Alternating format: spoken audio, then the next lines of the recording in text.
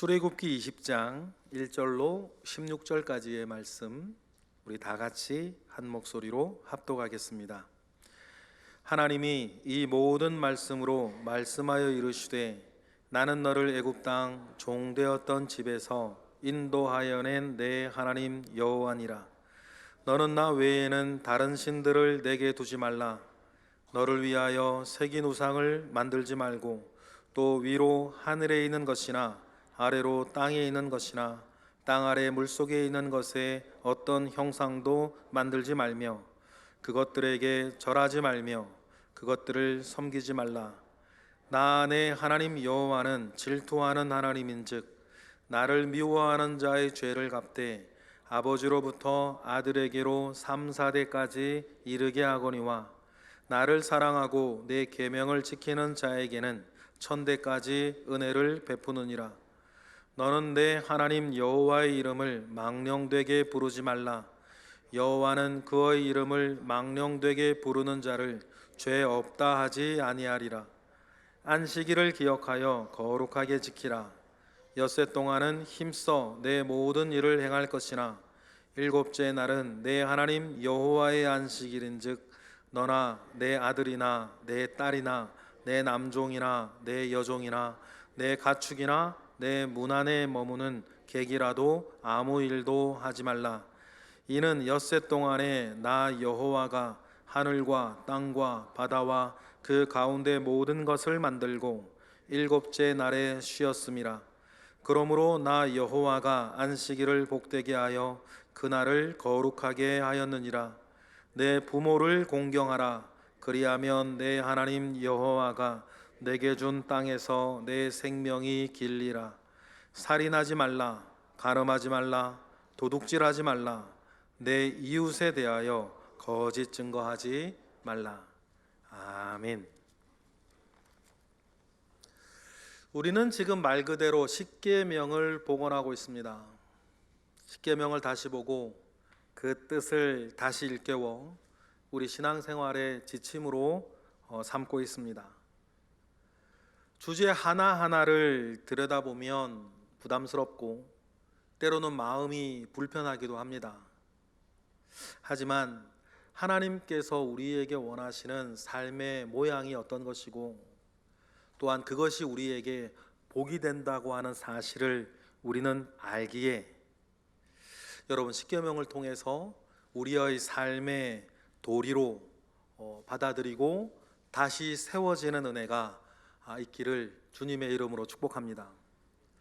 그 가운데 오늘은 순서에 따라 제9계명 거짓말하지 말라는 내용입니다. 가장 흔하게 상대적으로는 가장 대수롭지 않게 일어나고 있는 죄가 거짓말의 문제가 아닌가 생각합니다. 성경에서 가르치는 거짓말이 무엇인지 그리고 그 거짓말의 뿌리는 무엇인지 거짓말에 대한 하나님의 판결은 무엇인지 그리고 끝으로는 거짓말이 아닌 것은 무엇인지 그런 것들을 좀 종합적으로 이 시간 알아보겠습니다. 여러분, 이를 통해서 여러분의 삶의 모든 영역에서 거짓말이 사라지고 또한 거짓말에 속지 않는 성숙한 그리스도인이 되시기를 주님의 이름으로 축복합니다. 먼저 제9계명을 정확하게 한번 다시 읽어보겠습니다. 16절입니다. 다 같이 시작. 내 이웃에 대하여 거짓 증거하지 말라. 그냥 거짓말하지 말라가 아니라 내 이웃에 대해서라고 하는 단서가 하나 붙어 있습니다. 그렇다면 이 계명의 가장 근본적인 취지는 공동체를 보호하기 위한 목적이다 라고 하는 사실을 알게 됩니다. 그리고 쓰인 단어 자체가 일상 용어인 거짓말이 아니라 법정 용어인 거짓 증거가 쓰였다라고 하는 것에서 우리가 생각할 게 하나 있는데 그것은 최소한 공동체를 지켜나가는 최후의 보루인 재판정에서는 결코 거짓말을 해서는 안 된다는 하나님께서 우리에게 주신 최소한의 가트라인이 들어 있습니다. 여러분, 사법 체계가 왜곡되면 그 사회는 더 이상 지탱하기가 어렵습니다. 예컨대 북이스라엘에 아합 왕이라고 있었습니다. 그가 살고 있는 사마리아 궁전 옆에는 좋은 포도원이 하나 있었어요. 그 포도원의 주인은 나봇이라는 사람이었습니다. 아합이 나봇에게 그 밭을 팔라고 말하지만 나봇은 정중히 거절합니다. 이유는 조상 대대로부터 물려 내려온 땅이고 하나님의 법이 땅을 파는 것을 금하고 있기 때문이라고 말을 합니다. 자기 마음먹은 대로 되지 아니하면 견디지 못하는 정도의 인격인 이 아합이 그로 인해 안절부절 밤잠을 설치며 근심합니다. 이를 보다 못해 그의 아내가 나서죠. 아합의 아내가 악녀로 유명한 이세벨이었어요. 이세벨이 내놓은 해결책은 나봇에게 누명을 씌워 죽이는 것이었습니다. 결국 하나님과 왕을 비방하였다는 죄목으로 나봇을 법정에 세웁니다. 그러나 성경에는 사람을 죽이는 판결에 대해서는 다음과 같은 보호장치가 있지 않습니까? 우리 신명기 말씀 보실까요? 시작. 죽일 자를 2사람이나 3사람의 증언으로 죽일 것이요 1사람의 증언으로는 죽이지 말 것이다. 간교한 이세벨이 이를 모를 리가 없고 그래서 거짓 증언을 해줄 사람을 구합니다. 이때에 사람을 죽게 하는 거짓 증언을 누가 해주겠습니까?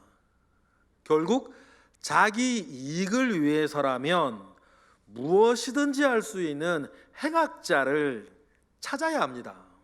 결국 찾아내죠. 열왕기상 21장입니다. 다 같이 시작. 때에 불량자 2사람이 들어와 그의 앞에 앉고 백성 앞에서 나봇에게 대하여 증언을 하여 이르기를 나봇이 하나님과 왕을 저주하였다 하매 무리가 그를 성읍으로 밖으로 끌고 나가서 돌로 쳐 죽였습니다. 전형적인 거짓 증거의 사례입니다. 그런데 여러분, 사람은 속일지라도 하나님께서 사실을 모르시겠습니까? 나봇을 죽인 악행에 하나님은 분노하셨고 엘리야 선지자를 통해서 하나님의 뜻을 전하십니다. 이어지는 말씀 19절부터 시작.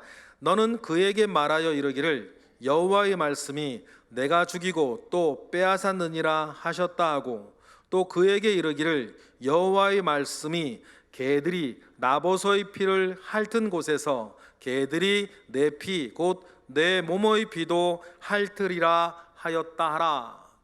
예언을 주셨고 그대로 이루어집니다.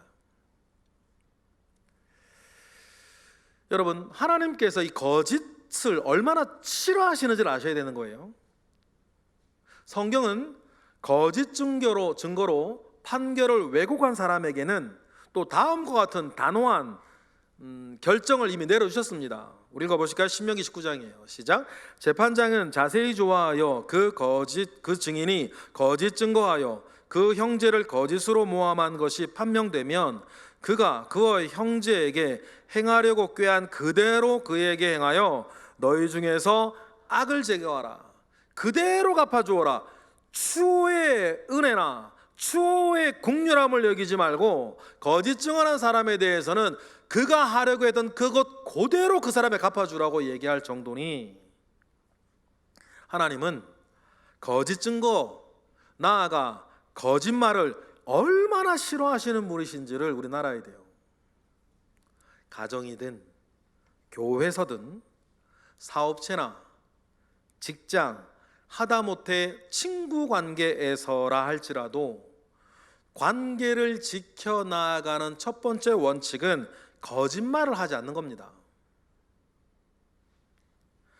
누구나 실수할 수 있고 누구나 잘못을 저지를 수 있습니다.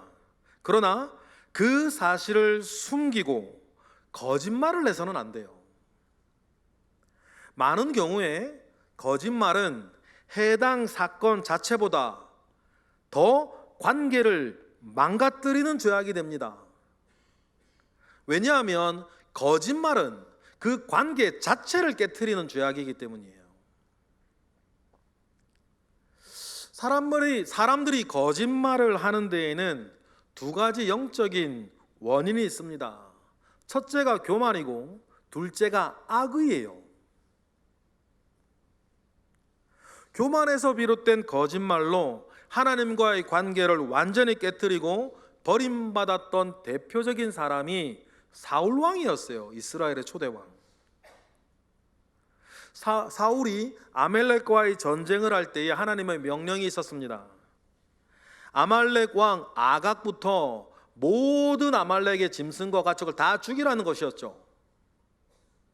그런데 전쟁에서 승리한 사울이 늙고 병든 가축은 죽이고 상품 가치가 높은 가축들은 다 살려서 돌아옵니다. 복귀하는 중에 사무엘 선지자를 만나죠. 사무엘이 짐승들이 살아오는 것을 보면서 이게 어떻게 된 일인지 하고 물어요. 이때 사울이 자기의 변명을 계속 늘어놓고 일삼다가 마지막에 사울이 한 말이 다음과 같습니다. 우리 사무엘상 15장 읽어보겠습니다. 시작.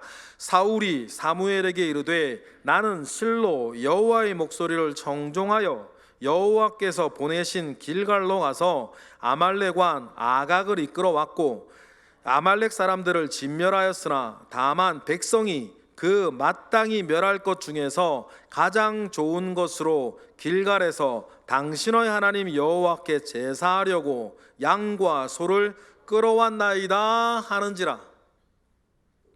거짓말입니다. 그는 앞장서서 좋은 것을 챙겼어요. 자기도 갖고 백성들에게 나누어 주며 인심을 얻으려고 했습니다. 그게 통치하는 데에 도움이 된다고 생각을 한 거죠. 그런데 자기는 쏙 빼고 다 백성들이 한 것이라고 둘러댑니다. 그리고는 이것으로 제사를 드리려 했다고 발뺌을 해요. 하나님이 언제 이것들로 제물로 받겠다고 말씀하셨습니까? 이때 나온 사무엘의 유명한 말이 그거죠. 순종이 제사보다 낫다. 길지 않은 삶을 저도 살아왔지만 자기를 과하게 변명하는 사람치고 진실된 사람을 본 적이 없습니다. 사울의 거짓말은 자기는 여전히 하나님과 백성과 사람들 앞에 사무엘에게도 존중받아야 할 사람이라고 하는 교만에서 비롯되었어요. 교만에서 비롯된 유명한 거짓말이 사도행전에서도 나옵니다. 아나니아와 삽비라의 거짓말이었어요. 그냥 밭을 판 돈의 일부라고 말해도 됩니다. 그 정도도 훌륭한 일이에요. 그러나 자기는 전 재산을 팔았다고 거짓말을 합니다. 왜냐하면 자기의 전 재산을 팔아 교회를 살리고 존경을 받던 바나바를 보고 따라하고 싶었거든요. 자기도 그 위치에 오르고 싶었습니다. 그런데 돈이 아까워요. 그래서 일부를 감추고서 판돈의 전부라고 거짓말을 합니다. 돈은 아깝고 명예는 얻고 싶은 교만이었습니다. 거짓말을 해서라도 변명하고 자기를 높여야 하는 이유가 무엇입니까? 바로 교만 때문입니다. 자신의 가치와 자신의 정당함을 인정받고는 싶은데 자기의 삶은 그에 미치지 못하니 그 간격을 계속해서 거짓말로 메워 나가는 거예요. 이런 경향이 영적으로 큰 문제가 되는 이유는 이런 사람은 회개하기가 어렵다는 거예요. 그에게는 회개보다는 변명이 쉽고 그에게는 회개보다는 합리화가 쉽습니다. 그러니 언제 회개를 하겠습니까? 어떻게 회개를 하겠어요? 거짓말의 두 번째 원인은 악한 의도, 악의라고 했습니다. 좀 전에 말씀드렸던 아합과 이세벨의 거짓말은 포도원을 차지하고 싶다는 악의에서 비롯되었죠.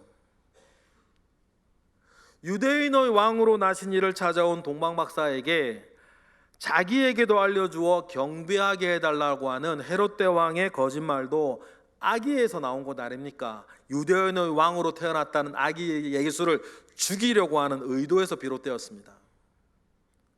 여러분, 악의에서 비롯된 거짓말이 문제가 되는 것은 악의에서 비롯된 거짓말은 파괴적인 뒷행동들을 계속 낳기 때문이에요.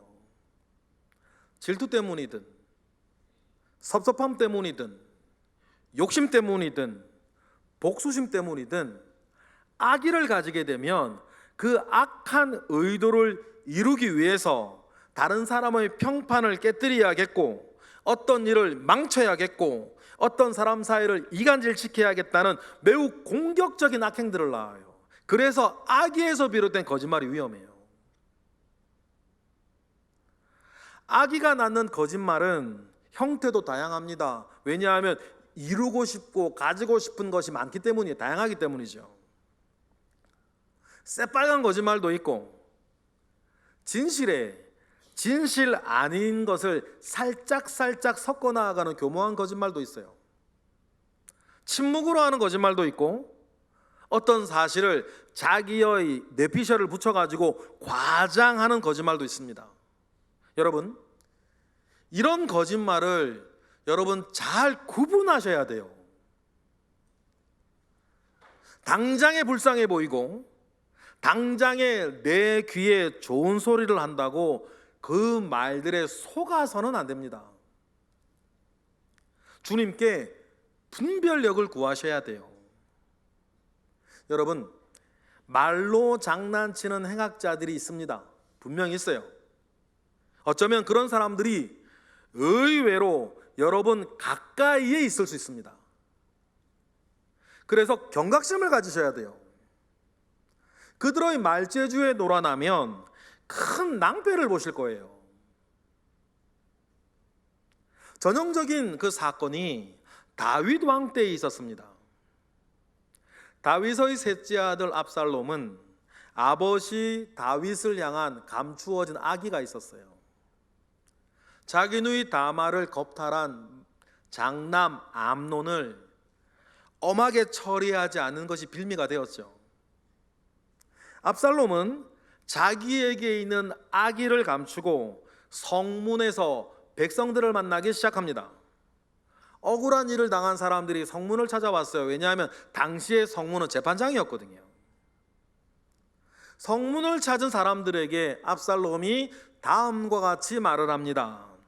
사무엘하 15장 읽어보실까요? 시작. 압살롬이 일찍이 일어나 성문길 곁에 서서 어떤 사람이든지 송사가 있어 왕에게 재판을 청하러 올 때에 그 사람을 불러 이르되 압살롬이 그에게 이르기를 보라 내 일이 옳고 바르다마는 내 송사를 들을 사람을 왕께서 세우지 아니하셨다.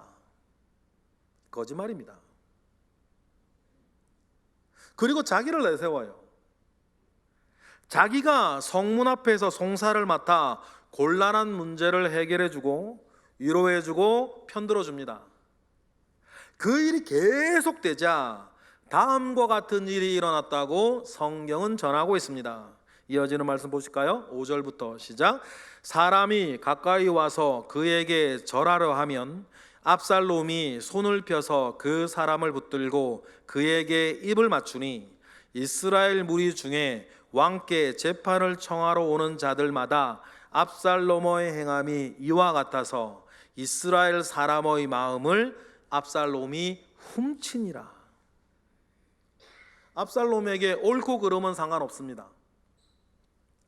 왕자가, 그것도 겸손한 모습으로 백성들 한 사람 한 사람의 손을 잡아주고 안아주고 위로해주니 어떻게 되겠습니까?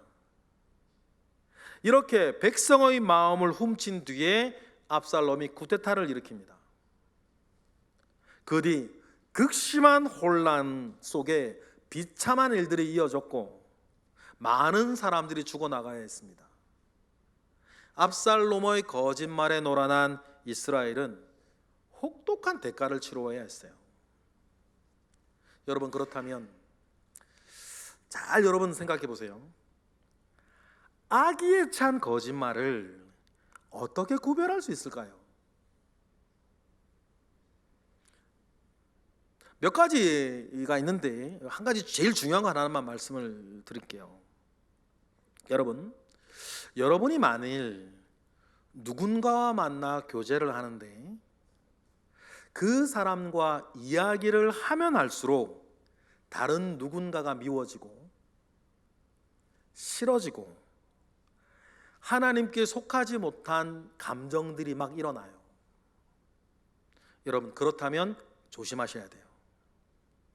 어쩌면 여러분이 행악자와 이야기하고 있을 수도 있어요.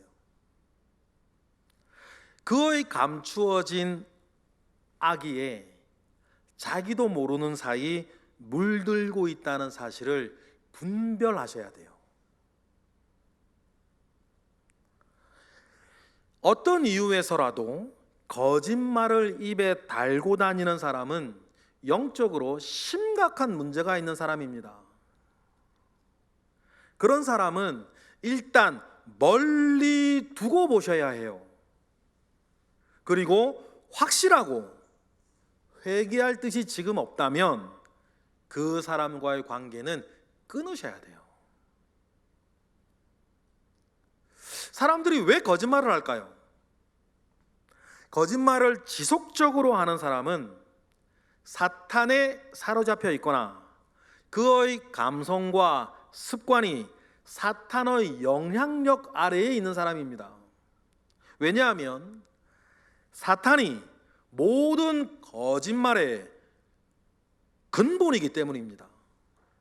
성경은 사탄을 거짓말의 아버지, 모든 거짓말의 원인이라고 우리에게 가르쳐요.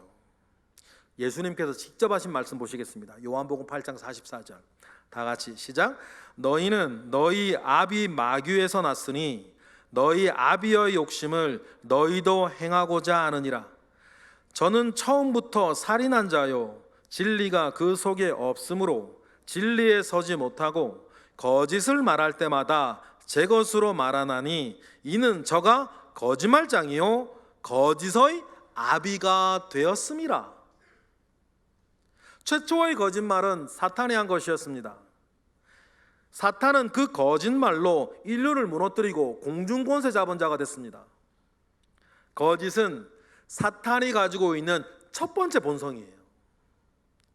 뱀으로 위장한 사탄이 거짓말로 하와를 끌어가던 간교한 말을 한번 보실래요? 창세기 3장 1절 다 같이 시작. 그런데 뱀은 여호와 하나님이 지으신 들짐승 중에 가장 간교하니라. 뱀이 여자에게 물어 이르되 하나님이 참으로 너희에게 동산 모든 나무의 열매를 먹지 말라고 하시더냐? 하나님은 이렇게 말씀하셨죠. 동산의 모든 나무의 열매는 너희들이 마음껏 먹되 선악을 알게 하는 나무의 열매만은 먹지 마라 그랬어요.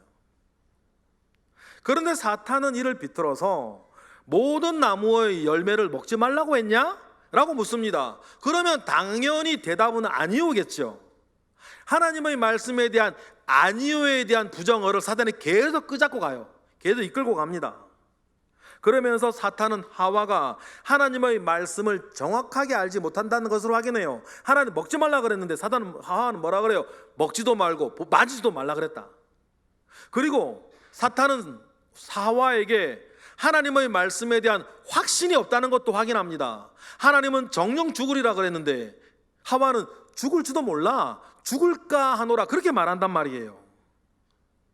이러한 것들을 확인한 뒤 사탄은 그 틈을 비집고 들어가서 단 한마디로 하나님의 말씀을 뒤집어 버립니다. 4절 읽어볼까요? 시작. 뱀이 여자에게 이르되 너희가 결코 죽지 아니하리라. 너희가 그것을 먹는 날에는 너희 눈이 밝아져서 하나님과 같이 되어 선악을 분별할 줄 하나님이 아심이니라. 자기의 악한 의도를 섞고 마치 하와를 위하여 하는 말인 양 위장합니다. 여러분, 누군가가 사실이 아닌 자기의 해석을 확신 있게 말하면 잘 모르는 사람들은 끌려오게 되어 있어요. 하와가 그랬고 결국 선악을 알게 하는 나무의 실과를 따먹고 말았습니다. 이것이 인류 최초의 거짓말이었고 이 거짓말 때문에 모든 인류는 죄와 사망의 권세 아래 놓이고 말았습니다. 여러분, 그래서 크던 작던 습관적으로 거짓말을 하는 사람은 위험해요. 그는 영적으로 문제가 있는 사람이 분명합니다. 거짓의 아비 사탄은 지금도 거짓말로 하나님의 사람들마저도 서로 미워하게 하고 하나가 되지 못하게 합니다. 교묘한 거짓말로 교회 공동체를 와해시키려고 하고 목회자들을 업신여기게 만들고 성도의 교제 속에 있어야 할 은혜를 휘발시켜요. 그래서 의를 상하게 하고 분열하게 합니다. 그래서 결국 교회를 무기력한 어떤 것으로 만들어 가려고 해요. 하물며 세상은 그러면 어떻겠습니까? 사람들의 교만이나 악의를 타고 거짓말은 분명히 이 세상에서 가장 흔한 범죄예요. 여러분, 반면에 우리 하나님은 거짓이 없으신 분이십니다. 하나님의 뚜렷한 본성은 진실이거든요. 우리 민수기 23장 19절 읽어보겠습니다. 시작. 하나님은 사람이 아니시니 거짓말을 하지 않으시고 인생이 아니시니 후회가 없으시도다. 어찌 그 말씀하신 바를 행하지 않으시며 하신 말씀을 실행하지 않으시랴. 여러분, 하나님의 본성은 거짓말을 하지 아니하시는 진실에 있어요. 여러분, 그러니 우리는 사탄의 본성을 거절하고 하나님의 본성을 따라 살아가는 우리 모두가 되기를 축복합니다. 거짓말은 하나님께서 미워하시는 죄예요. 하나님께서 특별히 미워한다라고 말씀하셨던 몇 가지 자범죄를 한번 살펴볼까요? 7가지 정도 되는데 우리 잠언 6장이에요. 다 같이 시작. 여호와께서 미워하시는 것 곧 그의 마음에 싫어하시는 것이 67가지니 곧 교만한 눈과 거짓된 혀와 무죄한 자의 피를 흘리는 손과 악한 계교를 꾀하는 마음과 빨리 악으로 달려가는 발과 거짓을 말하는 망령된 증인과 및 형제 사이를 이간하는 자이니라. 그러면 7가지 중에서요 한 3가지가 이미 거짓말을 싫어하신다고 말하고 있어요. 요한계시록에도 보면 하나님의 나라에 들어가지 못할 사람들, 거룩한 성 예루살렘에 들어오지 못하고 밖에 쫓겨나 있을 사람들을 열거할 때에도 이 거짓말의 문제가 지적이 돼요. 요한계시록 22장 15절 다 같이 시작. 개들과 점술가들과 음행하는 자들과 살인자들과 우상 숭배자들과 및 거짓말을 좋아하며 지어내는 자들은 다 성 밖에 있으리라. 여러분, 이런 말씀을 가볍게 들어서는 안 됩니다. 성 밖에 있다는 말이 무슨 말입니까? 천국에 못 간다는 얘기예요. 그러니 여러분, 우리는 우리 주변의 모든 거짓말에 경종을 울리고 모든 거짓말을 몰아내는 우리 거룩한 지성동 교회의 성도들이 되시기를 다시 한번 축복합니다. 여기서 말씀을 마치면 얼마나 좋을까? 왜 결론은 났으니까. 그런데 거짓말의 문제가 그리 간단하지가 않아요. 마지막으로 짚고 넘어가야 할 지혜가 하나 남았습니다. 그게 뭐냐면 이른바 하얀 거짓말의 문제예요. 어려워요. 하얀 거짓말의 문제는 좀 어려운 문제입니다. 우리는 역시 잘 알고 있어요. 어떤 경우에는 무턱대고 진실을 말하면 새로운 문제가 생길 때가 있다는 것을 압니다. 사실을 말하는 것이 옳지 못한 경우도 있어요. 여러분 경험을 해보셨을 거예요. 모든 일에 진실만을 말한다는 사람이 주변을 고려하지 않고 사실을 막 내뱉었을 때의 무례함이나 냉혹함이나 다른 사람에게 상처를 주거나 낙심시키는 일들을 여러분들이 경험했을 수 있어요. 좀 여러분이 그랬을 수도 있고 저도 그랬을 수도 있죠. 이러한 것을 두고 이른바 뭐라 그러냐면 사실주의의 함정이라 그래요. 반대로 사실과 다른 이야기를 했을 때에 그것이 선이 되거나 하나님의 일을 이루는 일도 있습니다. 예를 들어 모세가 태어날 당시에 히브리 산파들을 한번 생각해 보십시다. 바로가 히브리 산파들에게 히브리인들 중에 남자아이가 태어나거든 다 죽이라고 명령을 내립니다. 그런데도 계속해서 히브리인들 사이에 사내가 계속 태어나요. 그래서 바로가 히브리 산파들을 불러다가 다그칩니다. 이때 히브리 산파들이 이렇게 말을 해요. 히브리 여자들은 애굽 여자들과 달리 건강해서 우리가 도착하기 전에 이미 아이를 낳아버립니다. 여러분 이것이 거짓말입니까? 하나님께서 이것을 거짓말의 죄라고 했을까요? 출애굽기에 보면 이때의 산파에 대해서 하나님의 말씀은 이렇게 평가를 해요. 출애굽기 1장 20절 읽어보겠습니다. 시작. 하나님이 그 산파들에게 은혜를 베푸시니 백성은 번성하고 매우 강해지니라. 그 산파들은 하나님을 경외하였으므로 하나님이 그들의 집안을 흥왕하게 하신지라. 오히려 정반대였어요. 오히려 히브리 산파들에게 은혜를 베푸셨고 하나님을 경외하였게 했던 일이라 칭찬하십니다. 그리고 큰 복을 히브리 산파들에게 주세요. 이건 또 어떻게 돼서 이해를 해야 될까? 라합이라고 하는 유명한 여인도 있습니다. 여리고 성의 군인들이 성에 잠입한 정탐꾼들이 유곽에 들어왔다는 것을 발견하고 조사하자 라합은 이렇게 말을 하죠. 자기는 그 사람들이 누군지도 몰랐고 성문 닫을 때쯤 나갔으니 빨리 쫓아가 보라고 이야기를 합니다. 근데 그때 라합은 정탐꾼들을 지붕이 3대 및 나무 껍질 깎아서 말려놓은 곳에 숨겨놓고 있었습니다. 그러면 라합의 말이 여러분 거짓말입니까? 하나님은 이 일에 대해서 어떻게 얘기하실까요? 히브리서에서 보면 이 라합의 말을 믿음이라 그래요. 그리고 야고보서에는 이 라합의 행동을 다음과 같이 말을 합니다. 야고보서 2장 25절 다 같이 시작.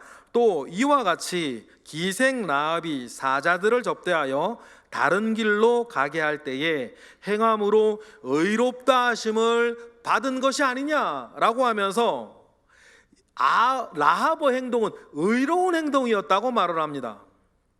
그러면 여기서 성경에서 말하는 거짓말이 대체 뭘까?